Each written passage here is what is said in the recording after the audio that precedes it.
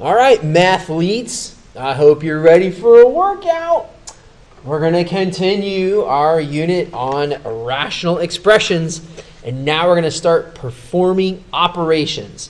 So hopefully you are all set with simplifying rational expressions, and now what we're going to do is take all of that concept and then start operating stuff.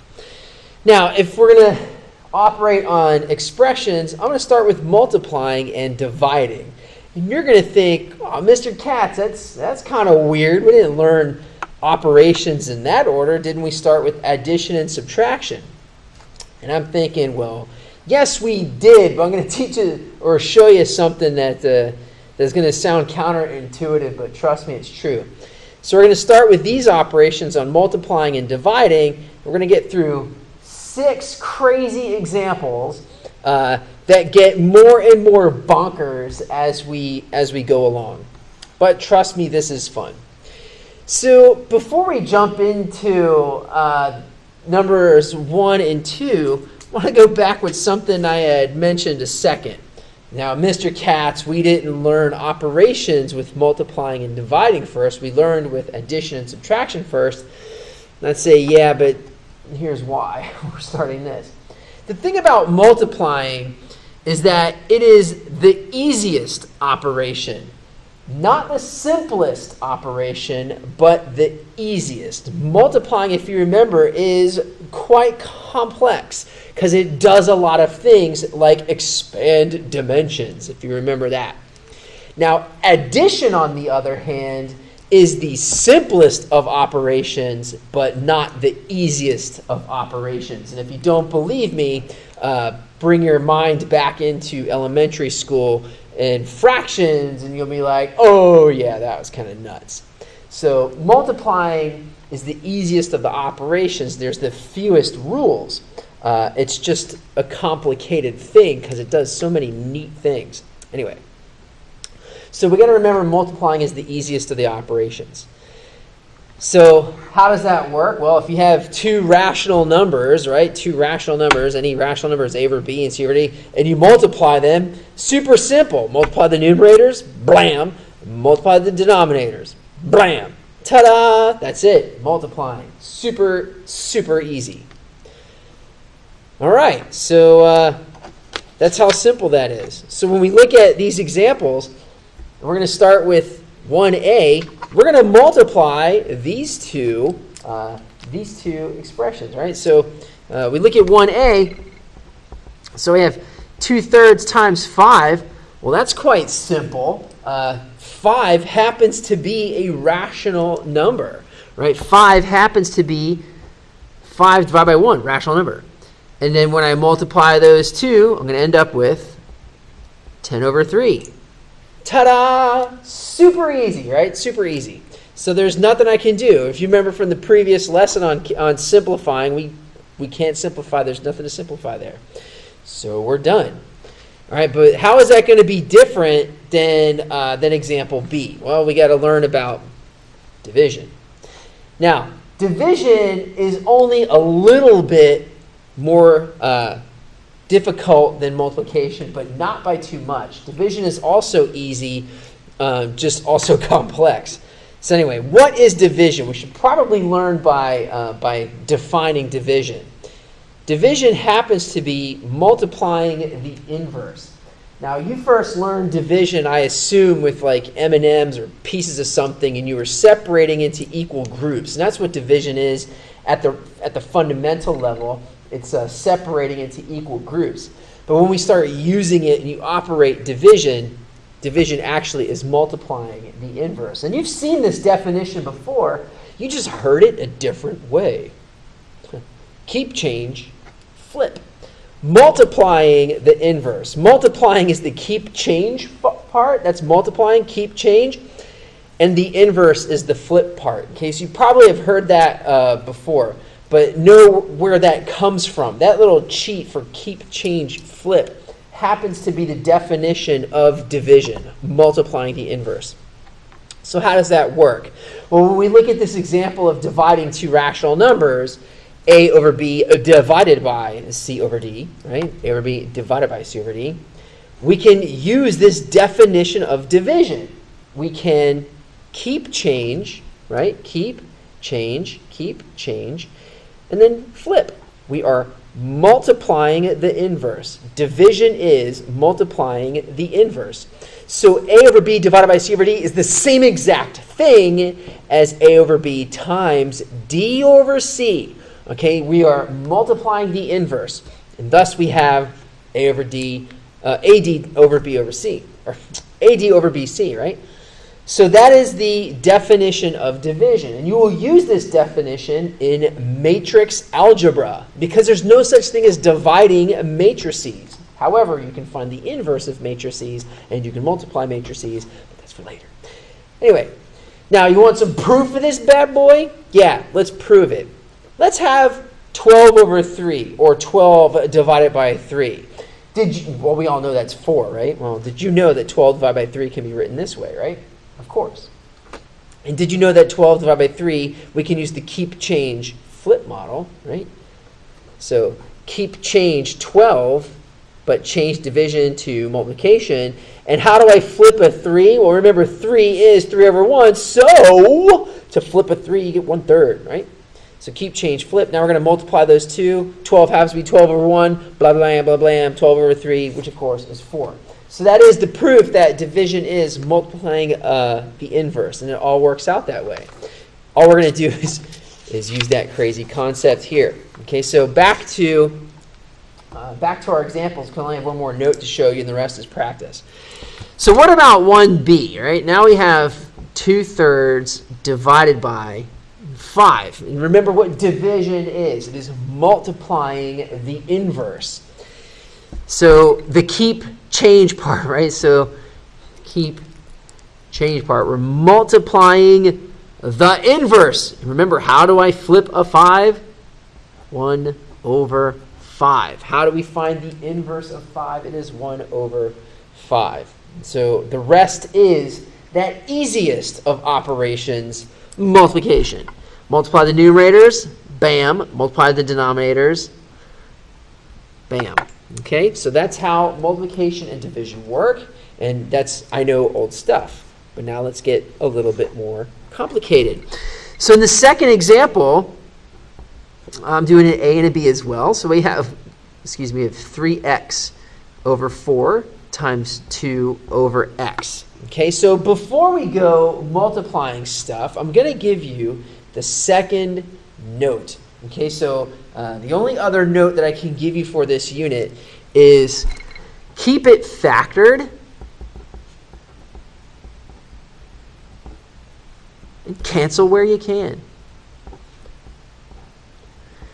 Because you have to remember, cancellation can occur only in multiplication, not addition. Since we are multiplying, we can keep it factored and cancel where we can. And if you keep that note in mind, you should see a couple opportunities to cancel some things here. Okay, so we're going to keep it factored and cancel where you can. So we look at this. We look at this expression. So instead of calling the numerator 6x and the denominator 4x, we can do that, but it's better to keep it factored and cancel where you can. So if we keep it factored and cancel where we can, we have an x over an x, and we can cancel that because it's multiplication.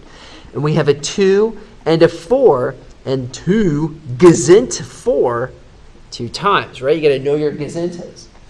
And so we keep it factored and cancel where we can, and we've canceled a few things out. What are we left with? We are left with 3 over 2. Okay, and that is our simplified expression. We are left with that 3 over 2. Now, can you multiply it all out? Yeah, you totally could have called the numerator 6x. You could have called the denominator 4x and have gotten to the same result, knowing that, well, the x's cancel, and this is simplified by dividing the numerator and denominator by 2, and you still get 3 over 2.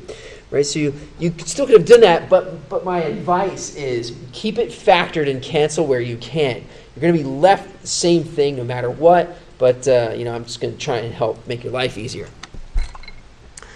So that's example 2A. Now what about example 2B? So here we have 3x over 4 divided by 2 over x. And hopefully you heard that, 2 senses, seeing and listening. So 3x over 4 divided by 2 over x. Now division is multiplying the inverse. Multiplying the inverse. So the good old keep, change, that's multiplying, and then flip the inverse, okay? So we are multiplying the inverse. Now remember the note. The note is we're going to keep it factored and cancel where we can.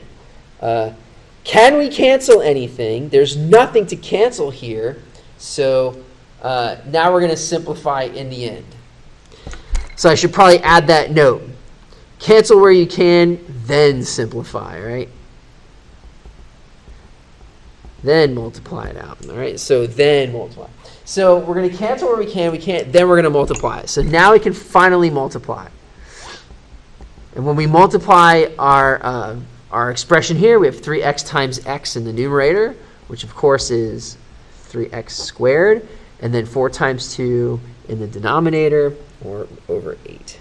Okay, so we're taking the same two terms. When we multiply them, we get 3 over 2. When we divide them, we get 3x squared over 8. So hopefully you see the subtle differences. All right, so remember these notes. We have the difference in the operations. What we're going to do is keep it factored, cancel where we can, then multiply. Okay, so keep it factored, cancel when you can, and then multiply. All right, now we're ready to rock on some crazy stuff, right? Things get fun, man. Remember what we can cancel. We can only cancel in multiplication. We don't cancel in addition. All right, so that's the same note from the previous video.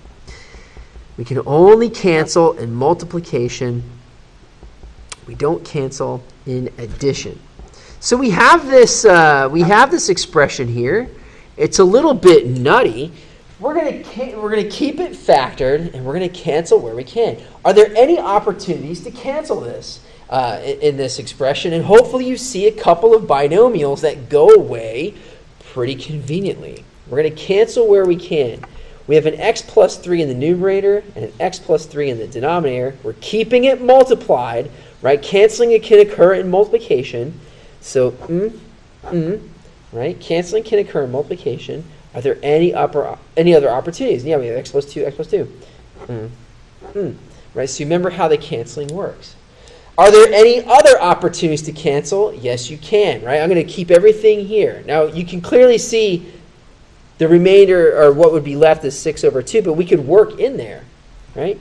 2 gazinta, know your gazintas, 2 gazinta 6, 3 times. All right, so we can totally do it that way and see that we are clearly ending up with 3. And so no matter how you boil it, you're going to end up with 3. There's such a neat thing that just occurred. So remember, it's that whole unit or that whole lesson on canceling. All right, so that's it for number 3. How fun was that? All that craziness, it turned out the result was 3 in its most simplified form. Now things get a little bit more challenging. So what do we do in a situation like this? What happens if it's not factored? What happens if we can't see what's going on?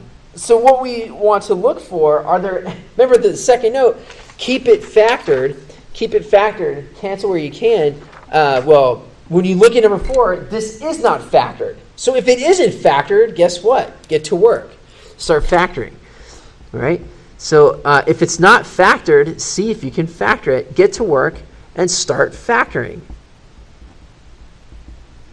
So if you're not dealing in factors, you got work to do. All right, so we can factor our numerator. In the numerator 6n plus 3, you have a GCF. You have a greatest common factor of 3. Okay, so notice we have that greatest common factor of 3, and we can factor that out and be left with 2n plus 1. Okay, so that is our numerator. Now, in the denominator, 5n squared minus 3n minus 2, we have to start factoring this as well. So remember how we can do this, either the x factor model or factor by grouping. Let's factor by grouping, why not? 5n squared, Blake n minus 2, right? And then we multiply a times c to give us negative 10. And the two numbers that multiply to negative 10 but add to negative 3, according to this, are going to be negative 5 and positive 2. And so we plug in negative 5, positive 2, and then we factor by grouping. All right, so we look at our first two. In the first two, the greatest common factor is 5n. And so we have our GCF of 5n. Hopefully you see that, right? If not, go back to the previous unit on polynomial equations and factoring. And we'll be left with n minus 1. And then we have our second two. The GCF of these two is going to be 2, or plus 2. And so I get prepared to factor. If I factor out a 2, I'll be left with n minus 1. And now I have my common binomial, n minus 1. I'm going to factor that out, and I'll be left with 5n plus 2. Okay? So that was just the denominator. Now the fun part is going to occur. So let me rewrite everything I have done. Now in this first rational expression, I didn't do anything. There's nothing to factor there. Right? So I can't factor 2 plus 5n. I can't factor 3n. But I did factor 6n plus 3. I factored that, and we got 3 times 2n plus 1. I also factored the denominator, and we ended up with n minus 1 times 5n plus 2. Okay? So here's the situation that we're dealing with now, right? We got a few things that are going to be able to cancel. Hopefully you notice. Now, if we look at our factors and we see what's going on here, and we remember the previous lesson on canceling and simplifying, look at that 2 plus 5n. Isn't that the same thing as 5n plus 2? And isn't 5n plus 2 the same thing as 5n plus 2? So we have a 5n plus 2 in the numerator and the denominator, and we're multiplying, and we can cancel in multiplication. Bam, bam, right? Oh, now it gets even better, right? So there's other, do you see anything else that we can cancel? Well, this is multiplying here, and this is multiplying here. Take a look what's going on. We can cancel in multiplication. So all of that stuff cancels, and we'll be left with 2n plus 1 in the numerator, and then n times n minus 1 in the denominator. Okay? Now, I know what you're thinking. You're probably thinking, hey, can't we cancel this? And remember, no, we can't. These are in addition, not in multiplication. So no, we cannot cancel those. All right, we can't cancel in addition. We can only cancel in multiplication. So this is as simple as we can have it. And there is our simplified expression. Now, if you wanted to call that n squared minus n, you could. You could as well. So it's the same thing as 2n plus 1 over n squared minus n. That's the same thing. Right? Again, you cannot cancel this n up here. This n up here is in multiplication. Or, excuse me, it's in addition. So we can't cancel it. So that's how we would approach the expression number 4. All right, so now we get to do some crazy, crazy stuff. Now let's take a look at the expression number 5. Number 5 is where stuff gets nuts. So we have 10x squared plus 23x minus 5 over 5x squared minus 51x plus 10 divided by 2x squared plus 9x plus 10 over 7x squared minus 68x minus 20. All right, so we have a couple things going on here. Right? This is going to be a little bit nuts. Now remember what division is. Division is multiplication of the inverse. So what we're going to do is go ahead and do the old keep, change, flip thing. And I'm going to keep on writing stuff out just because I want to stay organized. So now we're going to change division to multiplication. And now we're going to flip the second rational expression.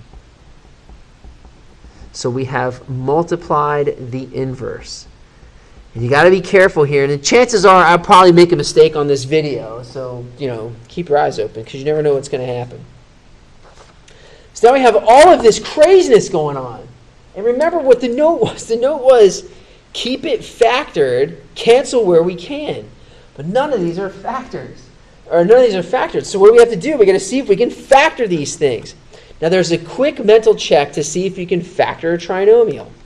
We can do a quick check. Multiply a times c, negative 50. 2 factors negative 50 to add the positive 23. Yes, that exists. 25 and negative 2. So that one can be factored. How about this one? 5 times 10 is 50. 2 factors of 50 to add negative 51. True. Negative 50 and 1. Here we have negative 140. Are there any 2 factors of negative 140 that add to negative 68? Yeah, believe it or not. Negative 70 and positive 2. And then 2 times 10 is 20. 2 factors of 20 add to 9, 5, and 4. So we're all set to go. All we have to do is execute. Okay? So we're going to execute. Let's factor that first one. We've got 10x squared blank x minus 5. Right? And again, the two numbers that multiply negative 50 but add to 23, positive 25 and negative 2.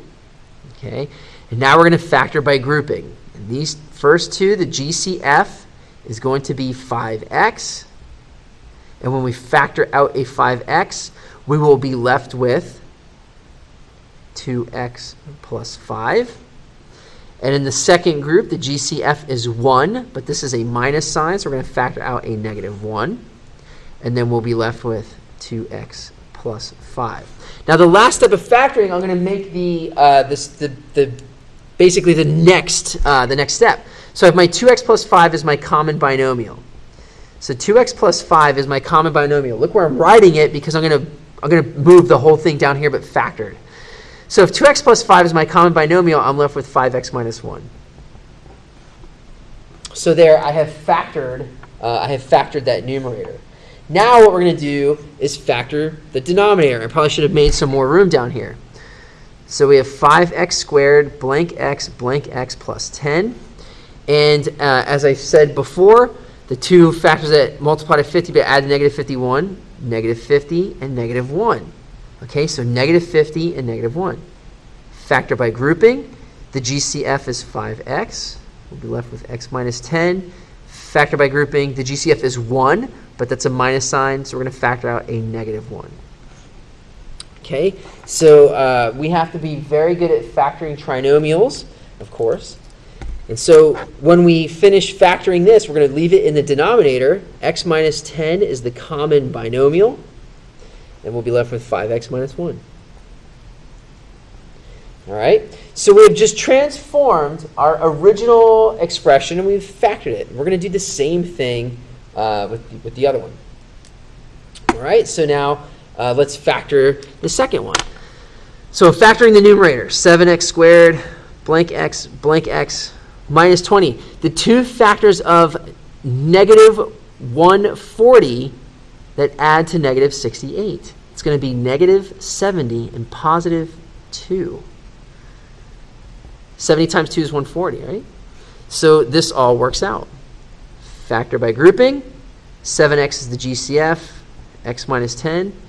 In the second group, factor by grouping, the GCF is positive 2, and we'll be left with x minus 10.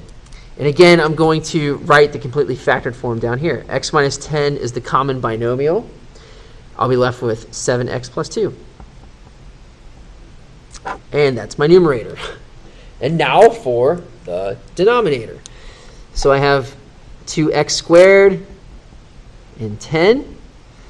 So the two factors that multiply to 20 but add to 9 are 5 and 4. And then factor by grouping. GCF in the first group is x, 2x plus 5. GCF in the next group is 2, 2x plus 5. And then my factored trinomial. 2x plus 5 times x plus 2. Woo. So all that factoring work, right? So if you're confused at factoring, you got to go back to the previous unit on factoring trinomials. So now we're going to multiply all this stuff out. But remember the note. Let's keep it factored and cancel where we can. Are there things that we can cancel? Hopefully you see a few things that are popping out. Yeah, we can cancel some stuff. Well, clearly, in the first expression, 5x minus 1 over 5x minus 1, gone. Now take a look at the 2x plus 5 and a 2x plus 5, gone. And then x minus 10, gone. So what is it that we are left with? Of all of that mess, we are left with 7x plus 2 over x plus 2. And before you think we can cancel anything, remember, no, we can't. These are trapped. This is in addition, believe it or not. We can't cancel this out. We can't factor. We're not factoring out a 7 from the numerator. The 7 is attached to the x. It's multiplying the x. And we can't cancel this because it's in addition. So this is as done can get.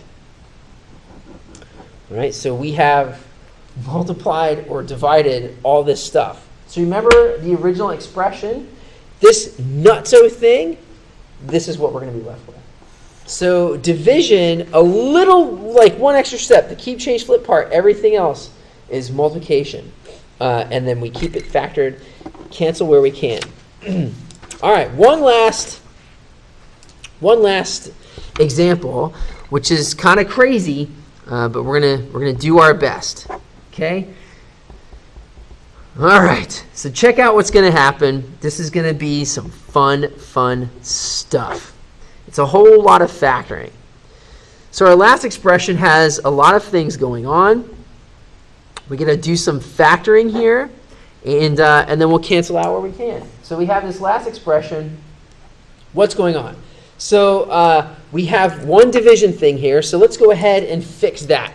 So we'll leave everything else the same. X squared minus 16, and then x minus 4 squared times 5x minus 20 over 3x. And then we're going to fix that division piece, right? Division is multiplying the inverse. All right, so now we are working in multiplication, the simplest of things. We're going to keep everything factored and cancel where we can. But not everything is factored, so we're going to factor what we can. What's happening in x squared minus 16? You best recognize that's a difference of squares. So we can factor x minus 4 times x plus 4, factoring specials. And now we have 5x minus 20. Hopefully you see that that's going to be a GCF of 5. And we'll be left with x minus 4. You see some stuff going on. And then this down here, x squared plus x minus 12, that can be factored. Two numbers that multiply negative 12 but add to positive 1. X plus 4, x minus 3. So we have all of this stuff going on. So I'm going to rewrite this so I can see what's about to happen a little bit clearer. Since I'm good at this stuff, I could have canceled out way earlier, but I don't want to confuse you. With practice, you'll be able to do the same thing. Now, if you want to, in fact, I'm going to do this because I don't want to confuse you. X minus 4 squared is x minus 4 times x minus 4. Okay, I'm going to show you that. I don't have to do that, but I don't want to leave anybody. We have factored our second rational expression, and we have factored our third rational expression. So hopefully you can see now that we are working all in multiplication. So we're working in multiplication. Let's cancel some stuff out where we can. As you can see here in the first expression, we can cancel out an x minus 4. That's no big deal. Now we have an x plus 4 way up here and an x plus 4 way down there. Guess what? Since we're working all in multiplication, we can cancel. And then an x minus 4 here and an x minus 4 here, we can cancel. And then an x here and an x here, we can cancel that as well. So that's it for canceling. And even if you miss that, you can still see what's going on. What would be left in the numerator? 5. What would be left in the denominator? A 3 times an x minus 3. So what we have left of all of that garbage, 5 over 3 times x minus 3. I'm okay with that as a result, and you'll see why when we start adding. Or we could also distribute the denominator, and I'm cool with that result as well. Okay, so either way, I am good with those. You can leave it factored, and you'll see why when we start adding and subtracting. But that's multiplying and dividing. Okay, so you got to remember some of the basic notes and practice, practice, practice. Because you'll see in the next lesson, yeah, I wasn't kidding when I told you that multiplying, although the simplest of operations, is the most complicated, but multiplying is the easiest. Okay, it's not the simplest, but it is the easiest. And that's it for now. Peace out.